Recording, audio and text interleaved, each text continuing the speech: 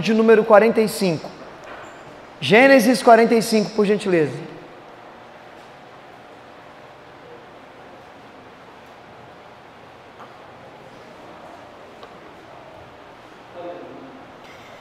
Gênesis capítulo de número 45, verso de número 1. Primeiro livro da Bíblia. Livro de Bereshit. Princípio, início, criação. Gênesis 45, verso 1.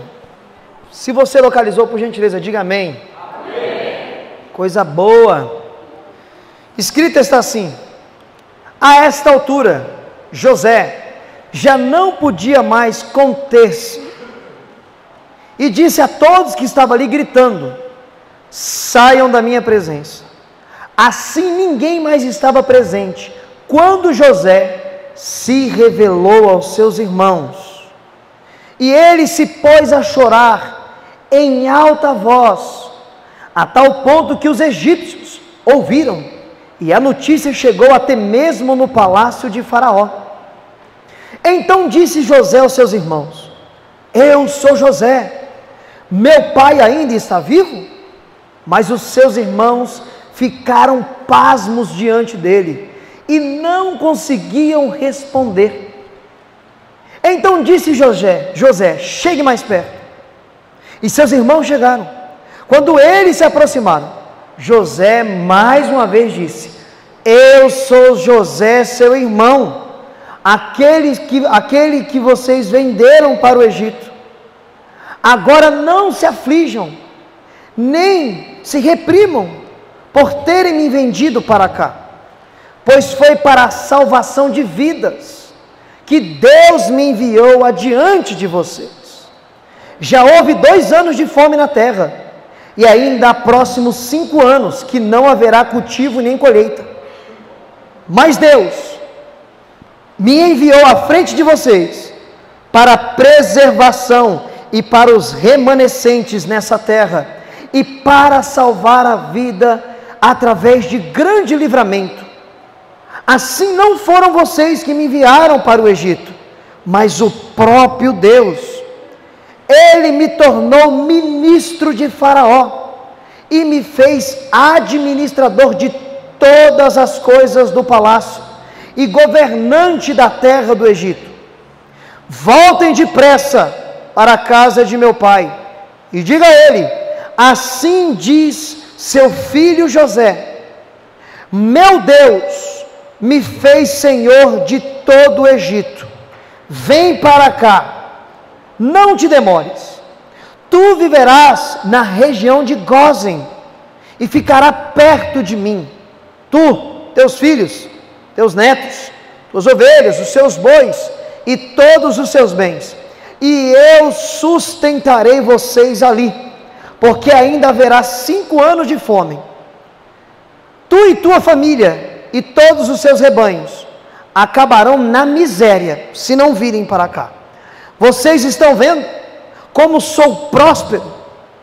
Olhe até o meu irmão Benjamim, também, que realmente sou eu, que falo com vocês. Contem ao meu pai, quantas honras me presta o Egito, e tudo que vocês mesmos testemunharam, e trago meu pai para cá depressa. Então ele se lançou e chorou ao pescoço de Benjamim, e o abraçou, e Benjamim também chorou junto com ele. E em particular, depois de beijar os seus irmãos e chorar junto com eles, eles conversaram com ele. Amém. Por gentileza, tome o seu assento. Não feche a sua Bíblia, permaneça com ela aberta justamente no texto que lemos. Na noite de hoje, à luz do texto que acabamos de ler, eu gostaria de meditar e pensar com a igreja sobre o perdão e a reconciliação. O perdão e a reconciliação.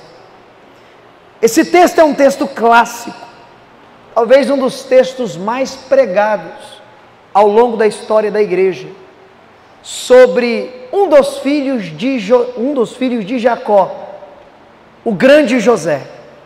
Mas antes de entrarmos na perícope, ou na estrutura do texto, lido na noite de hoje, eu queria mostrar a grande distinção que existe sobre desculpar e perdoar. Muitas pessoas pensam que desculpar e perdoar é a mesma coisa, e eu te provo que não é, a tal ponto que eu até escrevi para não esquecer, para transmitir para você. Desculpar é uma reação imediatista, não tem muita profundidade, não tende a envolver um processo emocional intenso, é algo momentâneo. Você não para pensar a ofensa que foi feita, o estrago e os danos que ela vai trazer. Ou seja, às vezes o desculpar é da boca para fora, é totalmente momentâneo. Já perdoar é totalmente diferente, envolve um processo emocional intenso e também um processo espiritual profundo.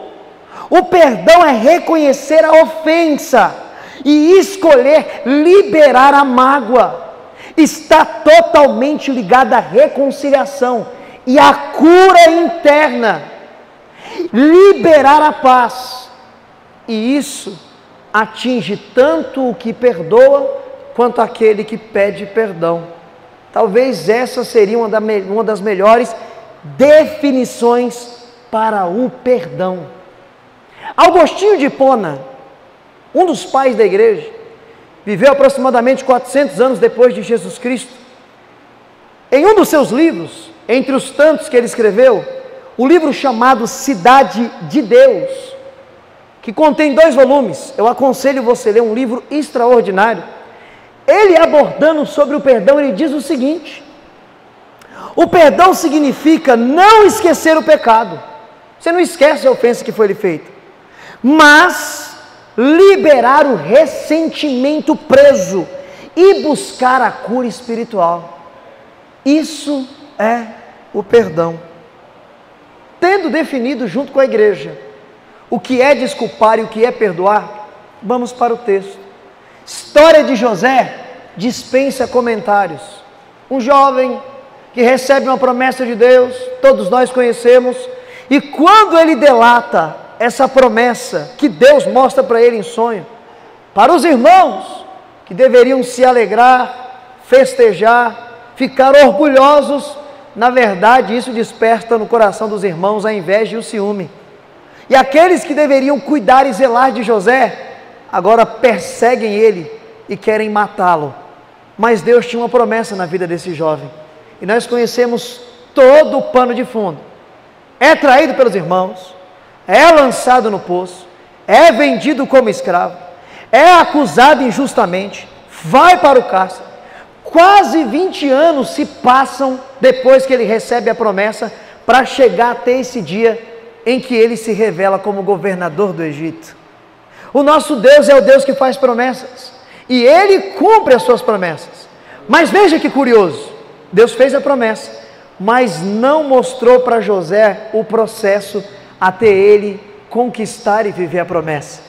Quando Deus mostra que ele governaria sobre a sua casa e sobre os seus irmãos, Deus não mostrou para José a traição dos seus entes queridos. Deus não mostrou para José o poço em que ele foi lançado. Deus não mostrou para José que ele perderia sua liberdade e se tornaria um escravo. Deus não mostrou para José que ele seria acusado injustamente na casa de Potifar por tentar abusar da sua mulher. Deus não mostrou para José que ele ficaria preso no cárcere, ajudaria uma pessoa a sair de lá e essa pessoa não se lembraria dele, mas Deus mostrou aonde ele chegaria. O processo pode ser doloroso, o processo da provação até chegar no dia da promessa pode ser sofrido, mas se você receber a promessa, você vai chegar lá em nome de Jesus. Curioso abordar sobre esses aspectos da vida de José. Quando ele relata o sonho para os irmãos, vai na contramão do estado cultural da época em que ele viveu, um estado totalmente patriarcal, aonde ele, que era um dos mais novos, jamais teria a possibilidade de assumir o clã, famílias eram tidas como clãs. Quem assumiria após a morte do velho Jacó era Rubem, o mais velho. Por isso, quando José relata o sonho, foi um absurdo para todo mundo. Você quer ir na contramão do costume? Você quer ir na contramão da tradição? Mas Deus quebra a tradição e quebra paradigmas de homens, porque Ele é Deus. Outra curiosidade que nós vemos dentro desse contexto é quando justamente José está na casa de Potifar, o eunuco de Faraó. Aí talvez muitos lendo essa passagem se perguntam, mas espera aí, um eunuco não era castrado para cuidar das mulheres do harém de Faraó, do rei? Como que um eunuco tinha mulher? Talvez nós temos uma explicação cultural para a época. O eunuco naquele contexto não era apenas aquele que era castrado para não poder pegar as mulheres do harém. Eunuco também era o título que recebia o homem que era estéril e não poderia dar filhos à sua mulher. Talvez aqui conseguiremos resolver o problema desse texto e desse contexto. E aqui também tem um grande ensino que José traz para todos nós. O que diz o Novo Testamento, através do apóstolo Tiago? Resistir ao diabo e ele fugirá de vós. Mas e a minha natureza pecaminosa? Eu vou resistir a ela? Ou eu devo tomar a mesma postura de José? Gente, você acha que a mulher de Potifar não era bela? Ela era extremamente formosa. Ele era um dos homens mais importantes do Egito. José era um jovem com os hormônios à flor da pele. Você acha que ele queria ficar para ver no que ia dar? Ele meteu o pé, correu. Então o conselho é esse mesmo: não brinque com a sua natureza, não fique para ver o que vai dar para acontecer, mete o pé. O diabo você resiste, porque ele vai fugir de você. Essas são curiosidades que envolvem o contexto de José, até chegar nesse grande dia. Passado 20 anos, você lembra que ele interpretou o sonho do faraó? Das 7 vacas magras e das 7 vacas gordas, que as magras engoliam as gordas. E aí ele diz, são 7 anos de prosperidade, mas depois 7 anos de fome por toda a terra. E aí ele é constituído governador do Egito. E é justamente nesse contexto, com 2 anos de fome, que os irmãos dele já haviam descido uma vez para o Egito e levado mantimento para Jacó, e agora desce de novo. E diz o texto que eles não conheciam José até aquele momento. Mas José, desde a primeira vez, já havia conhecido e reconhecido seus irmãos. E é dentro desse contexto que nós vamos aprender com o nosso irmão José o valor do perdão e da reconciliação. Eu gostaria que você olhasse para o verso de número 1 aí do capítulo 45. Quando José, não mais se contendo, ele dá um berro, sai todo mundo para fora. E só fica José e os irmãos.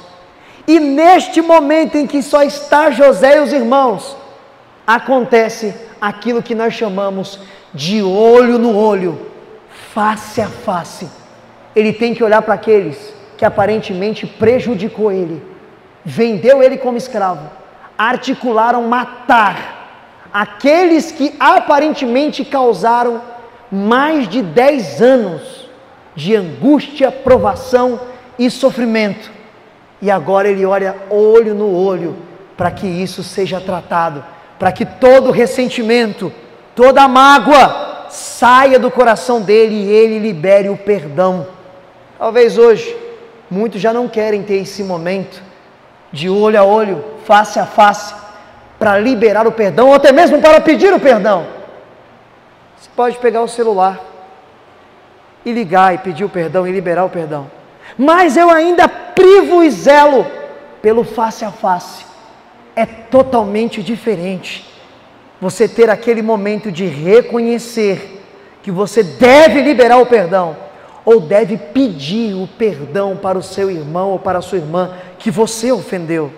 É óbvio que muitos psicanalistas vão ensinar o seguinte: muitos nem precisam pedir o perdão, eles fazem o perdão reverberar com atitudes e atos que você faz para a pessoa que você ofendeu. Mas eu ainda quero ficar com a Bíblia Sagrada, com as palavras de Jesus. Se eu tenho alguma ofensa contra o meu irmão, contra a minha irmã, antes de eu trazer a oferta no altar, eu preciso ir me consertar com ele. Eu preciso ir me consertar com ela. Não deve haver picuinha no meio da igreja de Deus. Tudo deve ser tratado no olho a olho, no face a face. Afinal de contas, nós somos a igreja de Deus e somos irmãos em uma família em Cristo Jesus. E já tem aquele provérbio que se tornou um provérbio: roupa suja se lava em casa. Se somos uma família, devemos resolver os nossos problemas como uma família. José chama para o olho a olho, para a face, e isso está claro no verso de número 1, e até o verso de número 4, será esse tratamento intenso de José com seus irmãos. No verso de número 2, como eu já falei na introdução da pregação, o perdão envolve um processo intenso e emocional. José chora copiosamente, ele lava a alma. Liberar o perdão é lavar a alma, é tirar toda a angústia, toda a mágoa, toda a tristeza para fora, para voltar a ter paz consigo mesmo. Guardar rancor, guardar ressentimento, guardar a ira, guardar a mágoa, só te traz tristeza e enfermidade espiritual e física. É prejuízo para aquele que guarda o ressentimento, é prejuízo para aquele que guarda o rancor, é prejuízo para aquele que guarda a mágoa. José se derrama e chora copiosamente, porque o processo de liberar o perdão é um processo intenso e emocional. Faz parte.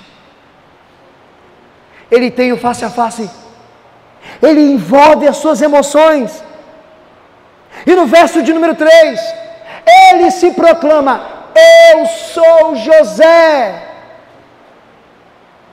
E ele vai jogar no ar, talvez não na cara, a ofensa em que eles fizeram com José. Eu sou José, a quem vocês venderam como escravo. Mas veja que agora ele lembra do pecado que foi cometido contra ele, mas ele não está com ira, ele não está com rancor, ele não está com mágoa, ele está falando para relembrar o que foi feito, porque às vezes quem fere não lembra que feriu, mas quem está ferido não se esquece, não se esquece, e essa é uma verdade. Tem outro provérbio, né? Quem dá o tapa se esquece, mas quem toma nunca se esquece. Fica guardado, mas precisa ser liberado o perdão. Você precisa arrancar isso do coração, para isso não te destruir, não acabar com a sua vida. Isso tem tirado a noite de sono de muitas pessoas. Guardar ressentimento, mágoa e rancor.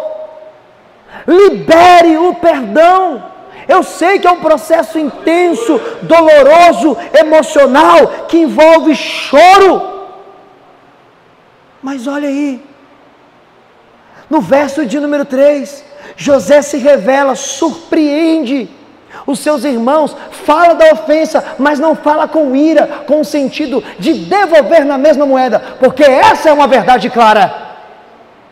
Quando nós recebemos uma ofensa, a vontade de dar o troco do mesmo jeito, sim ou não? Essa é a realidade do Adão que ainda está aqui dentro, da Eva que ainda está aí dentro, rugindo para devolver do mesmo jeito, da mesma forma. Mas José não vai devolver da mesma forma. Olha como ele vai tratar, olha como ele vai reagir. Verso de número 4: o perdão não ignora a ofensa. Você pode até lembrar, mas o perdão vai confrontar a ofensa com amor. Com amor.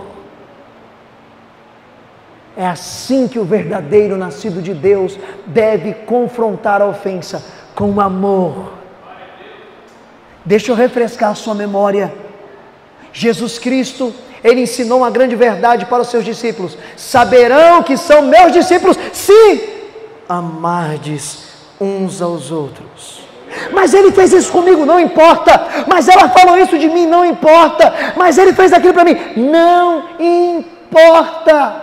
Perdoe essa ofensa e retribua com amor.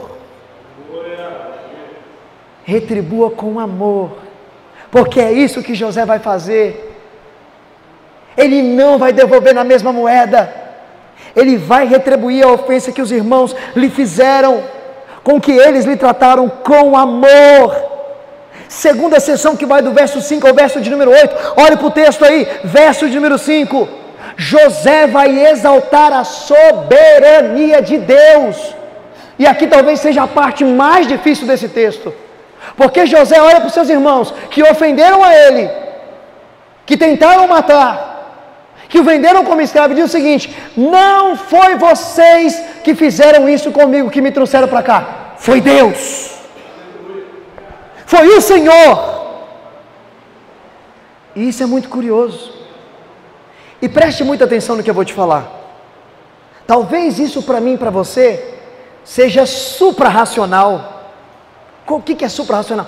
Está acima do nosso raciocínio conseguir entender isso. Porque se você ler o texto, quem fez todo esse mal, esses males foram os irmãos. Mas aí José, usado pelo Espírito sobre ele, fala: não foi vocês, não, foi Deus que me trouxe para cá. Você sabe o que você vai entender aqui nesse texto? Que Deus, Ele está cuidando de todos os detalhes da minha e da sua vida, até nas provações, de forma minuciosa. É Ele que está no controle, Ele não perde o controle. Mesmo no momento que você está sendo perseguido, que você está sendo provado, Deus está soberanamente no controle.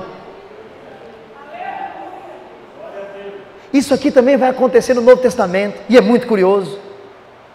Quando Pedro e João é colocado na presença do Sinédrio, sabe o que eles falam para o Sinédrio? Que eram compostos por cerca de 72 anciões judeus. Não foi vocês que fizeram o que fizeram com Cristo. Quem usou os judeus, quem usou Herodes, quem usou Pilatos, foi a própria mão de Deus que conduziu. Tem um grande teólogo no Brasil chamado Augusto Nicodemos, que ele olha para esses textos e diz o seguinte: Deus trabalha de formas misteriosas. E nisso aqui eu concordo com ele. Deus trabalha de formas misteriosas. José deixa isso claro ao exaltar a soberania de Deus. Fala: fica tranquilo, não fica com ressentimento no coração, com tristeza, porque vocês fizeram isso comigo, porque na verdade foi Deus. E isso está claro no verso de número 5. No verso de número 5 ele diz o seguinte: ele reconhece que foi a mão de Deus que estava sobre ele em meio ao seu sofrimento. Você consegue reconhecer que é a mão de Deus que está sobre você em meio ao seu sofrimento? Porque no sofrimento nós só temos a reclamar e a questionar e a indagar a Deus: por que, Senhor? Por que, Senhor? Por que, Senhor? E às vezes se esquecemos que é Deus que está no controle de forma soberana, até mesmo conduzindo-nos no sofrimento. Aleluia. Meus irmãos, a vida do cristão, ela é repleta de provações e de sofrimento. O que o nosso grande mestre nos ensinou? No mundo tereis aflições. João Calvino, o grande reformador, nas institutas da religião cristã, ele falando sobre o sofrimento, olha o que ele diz: o sofrimento é uma ferramenta de Deus, que Ele usa para moldar e refinar o seu povo. E eu concordo com ele, porque quando nós estamos no sofrimento e na provação, é quando oramos mais. É no momento de provação, de sofrimento e perseguição, que jejuamos, lemos mais a Bíblia, não perdemos um culto, ou não? Mas às vezes muitos cristãos não conseguem entender o porquê Deus prova o seu povo. Muitos param para pensar: será que Deus, Ele é masoquista? Deus não é masoquista, não. Talvez tem duas possibilidades de entender o porquê que Deus traz as provações. É Ele que traz. A primeira possibilidade, que é essa que Calvino fala: Às vezes Deus traz provações e sofrimento para a vida do cristão para moldar o caráter dele, para corrigir erros na vida dele, para colocar ele no caminho da verdade de novo. Essa é uma possibilidade. Às vezes Deus traz sofrimento e provação apenas para testar a sua fé. Ou você nunca leu o livro de Jó? Qual era o pecado de Jó? Qual era o pecado de Jó? Olha toda a provação que aquele homem passou. Olha toda a circunstância que aquele homem viveu. E Deus o provou à risca. E ele não se dobrou. Em tudo deu glória ao Senhor. No verso de número 5 ainda. José, ele eleva a soberania de Deus. E ele entende que até mesmo na provação tem um propósito divino. Nada acontece na vida do crente por acaso. Não existe casualidade na vida do cristão. Existe agenda de Deus na vida do crente. A igreja de Deus precisa entender que o deserto na vida do cristão, a provação na vida do cristão, não é um acaso, é uma agenda. Se você ainda não passou pelo deserto e pelo vale, fique tranquilo que vai chegar o seu dia. E não fique triste não, se Deus não poupou nem o filho dele do deserto, quem dirá você? Mas fique em paz, porque você não caminha sozinho no deserto e no vale. Até porque você não conseguiria passar o deserto e o vale sozinho. É Ele que passa com você. Mas é uma agenda de Deus na sua vida. É uma agenda de Deus na sua vida. Irmãos, tome cuidado com essas pregações heréticas e miseráveis dos coaches dos nossos dias, que querem atrelar a bênção de Deus e a convalidação de Deus através da prosperidade financeira e de uma vida plena, tranquila, em paz e suave. Mentira! Mentira! Olha para a vida do apóstolo Paulo, o maior implantador de igreja, o maior teólogo, o maior missionário que o mundo já viu, homem. Lê as cartas dele. Um homem que por 5 vezes apanhou de açoite de vara dos judeus. Da cidade de Listra ele foi apedrejado e arrastado como morto pela cidade. De Damasco ele saiu na calada da noite pelo muro dentro de um cesto. Enfrentou 4 naufrágios, 3 prisões. Ele olha para todo esse sofrimento e sabe o que ele diz? Tudo isso foi para o progresso do Evangelho. Você tem coragem, depois de passar por um sofrimento, uma perseguição, uma provação, levantar a mão e falar, isso foi para o progresso do Evangelho? Você tem coragem, você tem essa fé? Porque ele disse, seja meus imitadores, como eu sou de Cristo. Esses coaches, olhando para a vida de Paulo, vão falar que ele era endemoniado, que ele não era crente. Mas ele era um verdadeiro cristão. E ele entendia que a vida de um verdadeiro cristão é repleta de provações, de sofrimento e perseguições. Até porque, igreja de Deus, se você viver uma vida muito tranquila aqui, você vai ficar muito aconchegado, muito confortável. E você vai esquecer que Deus não te chamou para essa terra, mas te chamou para Nova Jerusalém. O sofrimento aqui é momentâneo, é efêmero, é passageiro. O que te aguarda é uma eternidade na presença de Deus. Muitos cristãos não sabem lidar com o sofrimento. E olhando para isso, parece que nós vivemos um período de Juízes. Você já leu o livro de Juízes? O que está no capítulo 1? E cada um fazia o que queria porque não tinha líder sobre Israel. E aí o povo pecava, se afastava de Deus. E aí trazendo a palavra show dos nossos dias, aí quando a água vinha, batia no bumbum, o que eles faziam? Se prostravam, oravam, buscavam ao Senhor. E o nosso Deus, como é Deus de misericórdia, levantava um libertador para libertar esse povo da perseguição. Qualquer semelhança que você vê com esse tempo é mera fruto da sua imaginação. Você conhece cristão que é assim? Só busca e vem à casa de Deus quando está no sofrimento, quando tudo está bem você não vê mais Ele. Você não conhece crente assim, né? Não tem isso nessa cidade. José entende que há um propósito de Deus porque Ele é soberano em meio às provações.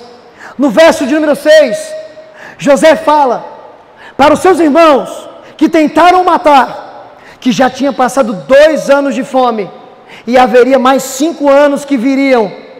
E agora José, além de perdoar, ele vai ajudar os seus perseguidores. Ou seja, o perdão também pode envolver ajudar o próximo. Deus pode criar essa situação na sua vida, de você ter que perdoar alguém que te ofendeu, e Deus ainda faz com que você ajude essa pessoa, para a glória do nome dEle. E você fará isso para a glória do nome de Jesus Cristo. Não é para fazer, para jogar na cara não, para longe de nós. É fazer para a glória do nome de Jesus Cristo. Sabe o que é curioso? Eu estou cansado de ouvir cristão falar assim: Senhor, me dá uma possibilidade de viver o Evangelho na prática. Porque nós falamos do Evangelho, gritamos sobre o Evangelho, mas muitas poucas vezes vivemos na prática. E aí Deus prepara a situação, Ele traz a situação para você viver o Evangelho, e você deixa passar. Deixa escorregar pelas suas mãos. E aí nós cometemos o pecado de omissão, que é quando nós podemos fazer o bem e não fazemos, e aí pecamos. Não desperdice as oportunidades que Deus te dá de viver o Evangelho na prática. Ele teve uma oportunidade de agora ser um servo de Deus. Além de perdoar, Ele vai ajudar aquele que ofendeu a Ele, aquele que perseguiu a Ele. E isso está claro no verso de número 6. Olha para o verso de número 8, ele reafirma: foi Deus, não foi vocês, foi a soberania de Deus que me trouxe para toda essa situação que eu estou vivendo. O perdão, ele é mais fácil quando você reconhece que Deus está no controle. Quando você reconhece que é Deus que está no controle, é muito mais fácil para você lidar e liberar o perdão. Entenda que é Ele que está no controle de todas as coisas. Do verso de número 9 ao verso de número 11. A terceira sessão desse capítulo. José agora vai mandar buscar o velho Jacó. E no verso de número 9. O perdão, além de tudo isso que eu estou trabalhando essa noite, à luz do texto com a igreja. O perdão, ele traz uma reconciliação ativa ao relacionamento que foi quebrado. O perdão traz de volta a comunhão. Aqui nesse contexto da família inteira. E muitas vezes isso acontece nos dias de hoje. Às vezes você tem aí uma picuinha com um conhecido e para de se falar com a família inteira, cada um vai para um lado. E você sente falta de estar com aquelas pessoas. Você sente saudade das conversas, da presença dela. Mas quando tem perdão, acontece a reconciliação. O orgulho cai por terra. A pessoa se rende, se quebra. E a comunhão é restaurada para a glória de Deus. E aí volta a se viver aquilo que está no Salmo 133. Quão bom e quão suave é que os irmãos vivam em união. Aí vem a parte que muitos irmãos da Assembleia não gostam. É como o óleo precioso que desce sobre a barba e a barba de Arão. Brincadeiras à parte, mas é uma grande verdade. Quando acontece o perdão, vem a reconciliação. E essa reconciliação, ela é ativa. Ela é viva. O relacionamento é restaurado. Oh, meus irmãos, eu sei o quão difícil é lidar uns com os outros, de tal forma que o apóstolo Paulo escreve o seguinte: que vós suportem uns aos outros. Eu sei que eu sou cheio de defeito, sou um miserável pecador. Eu posso ofender você com palavras, eu posso ofender você com atitudes, eu posso ofender você de várias formas, e você também pode me ofender de várias formas, mas o texto é claro: eu tenho que aprender a conviver com você e te suportar, para que possamos viver em comunhão. A reconciliação agora traz um relacionamento ativo. Verso de número 10. O perdão inclui oferecer cuidado àqueles que te ofendem. Além de perdoar, além de ter a oportunidade de ajudar quem te ofendeu, você pode até ajudar a cuidar da vida dele. Jesus Cristo disse: sabereis que são meus discípulos se amardes uns aos outros. O amor envolve diretamente o liberar o perdão, atirar o ressentimento e a mágoa. Isso traz cura e traz paz para aquele que perdoa e para aquele que recebe o perdão. Verso de número 11. O perdão traz ações concretas para o bem do outro. Eu vou trazer toda a família do meu pai, vou trazer vocês, vou dar uma terra boa para vocês e vou alimentar vocês. É devolver com a moeda do amor, com a moeda do evangelho. Aquele que te ofendeu, aquele que pecou contra você, aquele que transgrediu contra você. Última sessão, verso de número 12 ao verso de número 15. Nós não temos em nós mesmos a capacidade de perdoar. Não temos. A nossa vontade é devolver da mesma moeda. Nós só conseguimos perdoar se o nosso coração permanecer no Senhor, porque assim Ele nos habilita a perdoar. Você só consegue perdoar e pedir perdão, derrubando o seu orgulho, se Cristo continuar fazendo morada na sua vida, habitando em você e governando o seu ser. Aí sim você consegue pedir perdão e liberar o perdão, e parar de sofrer, e parar de se remoer, e arrancar essa angústia de dentro de você. Meus irmãos, o perdão não é uma possibilidade, é uma ordenança.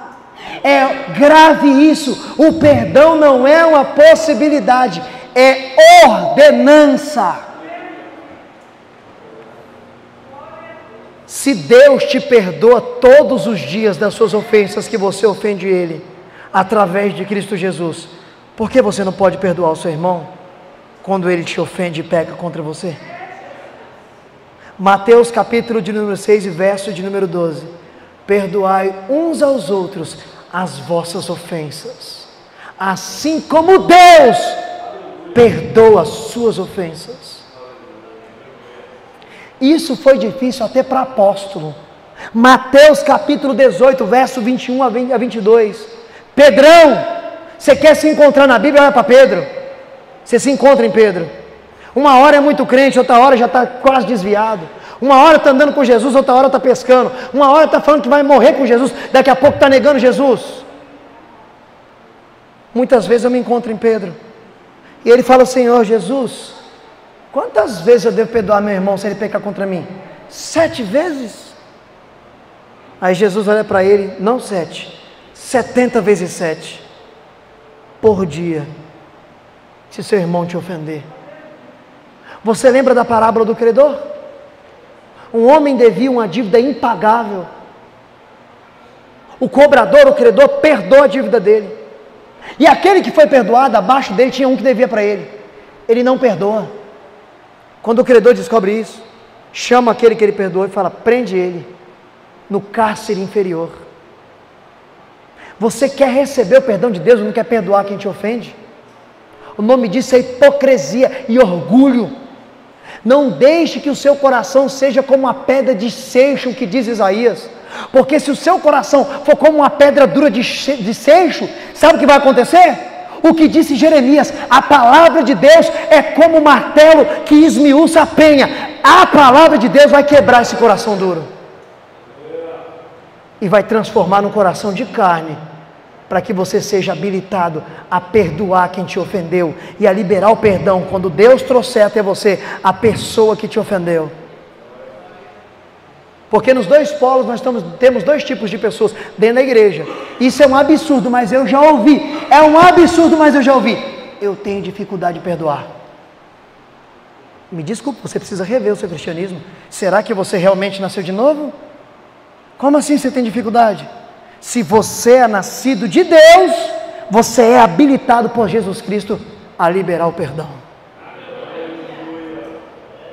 Você é habilitado por Cristo a liberar o perdão.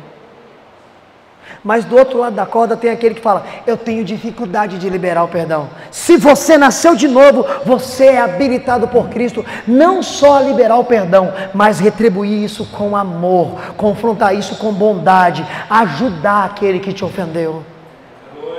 Meus irmãos, nós devemos perdoar as transgressões um dos outros, porque assim o mundo saberá que nós somos o povo do amor e o povo que serve a um Cristo que nos perdoou e nos ensina a perdoar aquele que nos ofendem. Eu quero orar pela sua vida. Eu quero orar pelo seu casamento, pela sua família, eu quero orar pela igreja. Eu quero orar para que Deus nos dê um coração habilitado a perdoar e liberar o perdão. Se coloque de pé em nome de Jesus. Se coloque de pé em nome de Jesus. Todos somos salvos, amém? Todos somos salvos, amém? Dispensa-se então o apelo. Curve a sua cabeça. Senhor nosso Deus, graças te damos pela tua palavra que foi pregada na noite de hoje.